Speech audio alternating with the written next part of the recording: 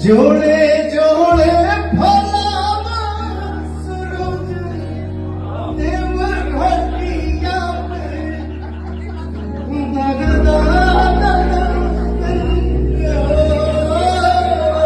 Video को last देखिएगा। इस वीडियो में आप देख सकते हैं कि पवन सिंह और पलक मुछल वही जो बॉलीवुड के बहुत बड़े सिंगर है, जो कि पवन सिंह के ऑलरेडी 6 सॉन्ग पुराने में गा चुके हैं और बहुत ज्यादा हिट, और साथ में गुरु रंधावा है। तो सबसे पहले आगे इस वीडियो को पूरा देखिए, गुरु रंधावा और पवन सिंह किस तरह से गा रहे हैं और साथ में पलक मुछल।